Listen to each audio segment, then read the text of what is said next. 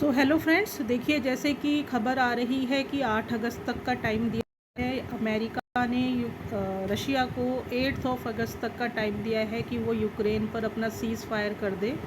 Otherwise सबको पता है कि 2 सबमरीन जो हैं, जो कि न्यूक्लियर मिसाइल से लोडेड हैं, वो रशिया की तरफ जा चुकी हैं।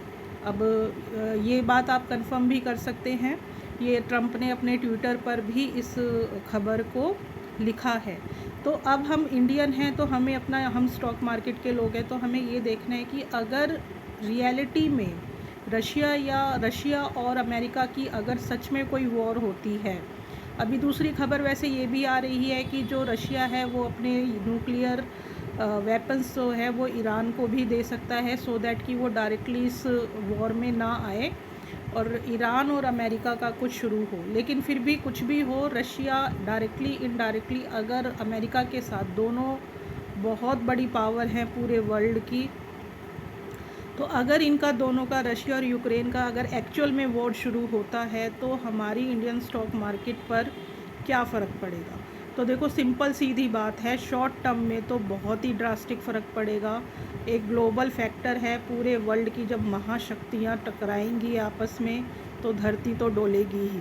तो इसीलिए हमारी स्टॉक मार्केट भी डोलेगी, वो भी नीचे आएगी, ऑब्वियसली नीचे आएगी।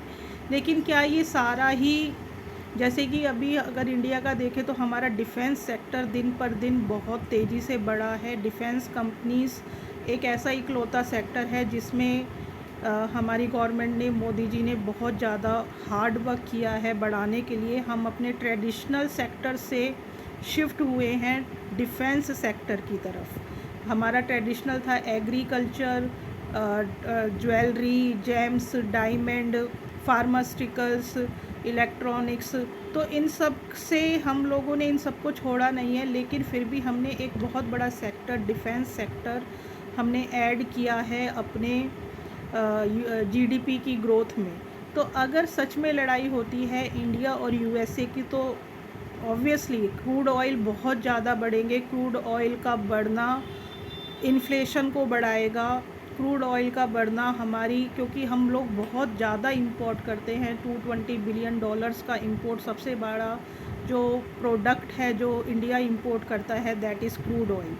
और रशिया के साथ हमारा जो क्रूड ऑयल का लेन देन है, उससे तो वैसे ही मिस्टर ट्रंप चिढ़े हुए हैं।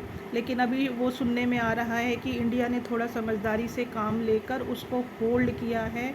दूसरे फैक्टर्स, दूसरे देश देखे जा रहे हैं जहाँ पे हमें कंपैरेटिवली एक अच्छी डील मिल सके, क्योंकि अमेरिका से पंगा लेना इज़ नॉट समझदारी का काम बिल्कुल नहीं है। अमेरिका वर्ल्ड की सबसे बड़ी इकनॉमी है, चाहे उसका जीडीपी का 100% उसके ऊपर लोन हो, लेकिन फिर भी वो वर्ल्ड की सबसे बड़ी इकनॉमी है।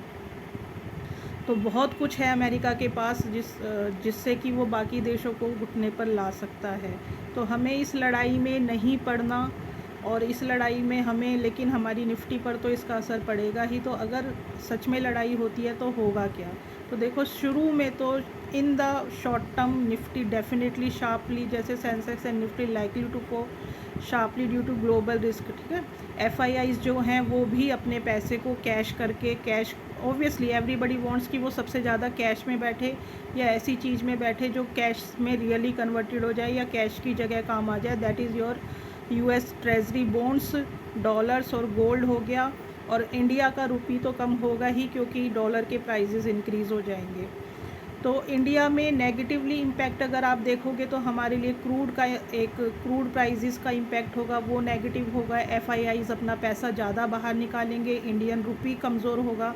लेकिन दूसरी तरफ अगर इसके पॉजिटिव फैक्टर्स आप देखोगे तो इंडिया का जो आईटी है, फार्मा है और जो डिफेंस सेक्टर है, जिसके लिए इतने सालों से तैयारी की गई है, वो आगे बढ़ेंगे, वो बूम करेंगे। इंडिया को डिफेंस के मटेरियल, डिफेंस का स्टॉक, चाहे हम गोलियां ही बेचें, बम ही बेचें, प्लेन ना बेचें, लेकिन गोली बम ही बेचकर एक बहुत बड़ा जीडीपी को इंक्रीज़ किया जा सकता है। तो ये एक फ़ायदे की बात होगी इंडियन इकोनॉमी के लिए। और सबसे बड़ी बात, हमेशा से हिस्टोरिकली आप कितना भी कोई भी डाटा उठा के देख लीजिए, वॉर के समय सेंसेक्स या कोई भी स्टॉक मार्केट इंक्रीज़ करती है, क्योंकि आप वॉर के समय थोड़ा रुकती है, उसके बाद वो बहुत तेज़ी से इंक्रीज़ करती है, क्योंकि इंफ्रास्ट्रक्चर पे वॉर रुकने के बाद इंफ्रास्ट्रक्चर पे खर्चा किया जाता है फिर से बनाने के लिए, फिर से नई एम्प्लॉयमेंट जनरेट करी जाती है, फिर से प्रोडक्शन यूनिट शुरू की जाती हैं। बहुत चीज़ें होती हैं जो कि अगर देखा जाए तो इकनॉमी के लिए बेटर होती हैं। तो लोग तो मरते हैं बिल्कुल, किसी भी तरीके से वॉर सही नहीं है, लेकिन वॉर के कुछ अपने भी फ़ायदे हैं, और इंडियन इकनॉमी को जैसे मोल्ड किया गया है डिफेंस सेक्टर की तरफ, वो एक प्रॉफिटेबल सौदा हो सकता है in case if there is a war between India and Russia and America. So please like, share and subscribe my channel. आपको बहुत अच्छा कंटेंट देखने को मिलेगा, सुनने को मिलेगा, जो बाकी यूट्यूबर्स नहीं देख पाते। सिक्के का दूसरा पहलू वो यहाँ देखने को आपको मिलेगा। बाय।